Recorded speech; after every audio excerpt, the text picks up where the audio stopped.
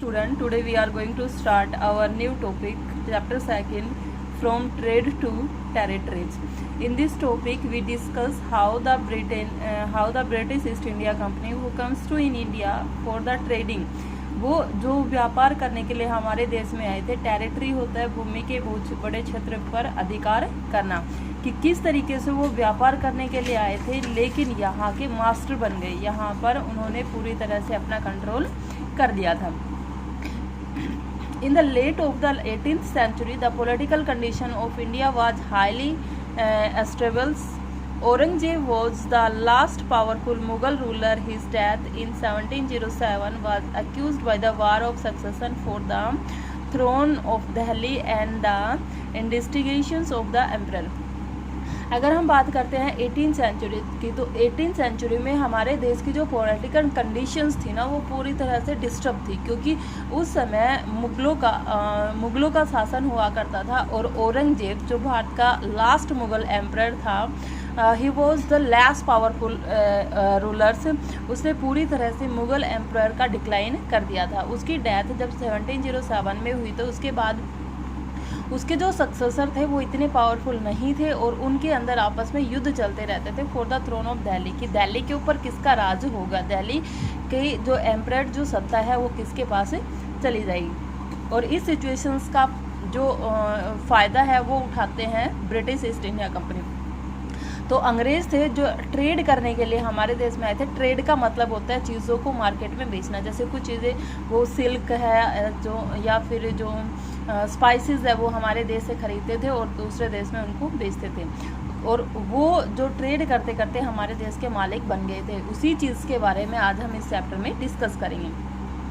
The contemporary political इंस्टेबिलिटीज़, कि उस समय की जो पॉलिटिकल कंडीशंस थी, उस समय की जो समकालीन पॉलिटिकल कंडीशंस थी, उनके अंदर स्थायित्व तो नहीं था। कि जो मुग़ल एम्परर था औरंगज़ेब, उसकी डेथ हो गई थी, और उसके डेथ के बाद उसके जो सक्सेसर थे वो आपस में गद्दी के लिए लड़ते रहते थे। A number of the Mughal governor chieftains broke free from the Mughal controls.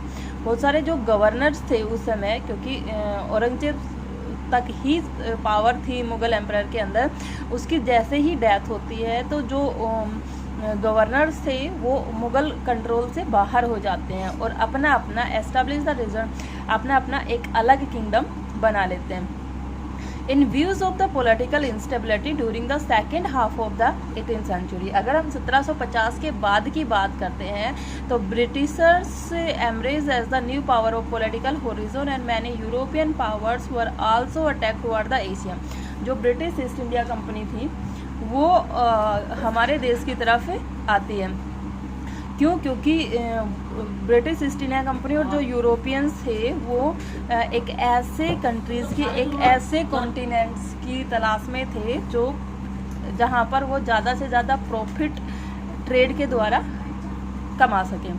Arrival of the Europeans for longs, कि सबसे पहले हमारे देश में आने वाली जो विदेशी कंपनी थी वो थे यूरोपियंस। किस लिए आए थे? India spices. अगर हम भारत के मसालों की, सिल्क की, टेक्सटाइल्स की और अदर आइटम्स की बात करें, तो उनकी डिमांड सबसे ज़्यादा यूरोप में थी। यूरोप में हमारे देश के बने हुए स्पाइसेस और सिल्क सबसे ज़्यादा फेमस हुआ करते थे। The Arabs were engage in trade, और जो अरेबियन कंट्रीज थे वो भी ट्रेडिंग करते थे ऑलरेडी। इन 1453 कॉन्स्टेंटिनोपल्स जो कैपिटल थी रोमन एम्परर की, fills the Turk Ottoman emperor was establish the Turkey. उन्होंने क्या किया? 1455 में रोमन एम्परर की जो कैपिटल थी कॉन्स्टेंटिनोपल, उसने तुर्क और ओटोमन एम्परर को एक साथ जोड़ के तुर्की और वेस्ट एशिया की स्थापना कर दी। Arab could not longer talk good safety over land to Europe, so a series of voyage were undertaken by the European. चीज़ों को अगर हम इंडिया से ओशियंस के थ्रू या समुद्री मार्ग के थ्रू दूसरे देशों में लेके जाते थे, तो वो सेफली वहाँ पर नहीं पहुँच सकती थी। इसलिए उन्होंने क्या किया? एक वॉयेज, जो वॉयेज होते समुद्री बेड़े, वो यूरोप से ले लिए। और European explore sponsors was the monarch of the Portugal, Spain and England. तो यूरोपियन जो कंट्री थे उन्होंने मोनार्ची सिस्टम होता है जिसमें एक छत्र राज्य होता है, जिसमें राजा होता है, उसके मरने के बाद उसका बेटा राजा हो जाता है, उसके मरने के बाद उसका बेटा राजा होता है। तो उन्होंने पूरी तरह से पुर्तगाल, स्पेन और इंग्लैंड को अपने अधीन कर लिया था। नेक्स्ट आता है पुर्तगालीज। वास्को डी गामा, जिसने हमारे इंडिया की खोज की थी, a Portuguese sailors claims to have first discover a sea route to India via the cape of the good hope in 1498। पुर्तगाली सेलर्स वास्को डी गामा, जिन्होंने सबसे पहले इंडिया के जो समुद्री मार्ग थे उसकी खोज की थी, कहाँ से आया था वो? कैप ऑफ गुड होप से होता हुआ 1498 में इंडिया पहुंचा था। कहाँ पहुंचा था सबसे पहले? कालीकट। कालीकट कहाँ पे है? केरला में। द पुर्तगाली succeeded in establish their trading centre in the Cochin, और उसके बाद उन्होंने अपना जो पहला जो व्यापारिक सेंटर था वो बनाया था कोचिन में। गोवा, दमन द्वीप, विच दे रिटेन टिल 1961। जब 1498 से लेकर ये 1961 तक गोवा, दमन द्वीप के ऊपर पुर्तगाली कंपनी का शासन था। Let's see this pictures. Vasco de Gama, पुर्तगाली explore rounded Africa and landed in Kozhikode, जिसको कालीकोट कहा गया है, on the western coast of India in 1498। Thank you, have a nice day.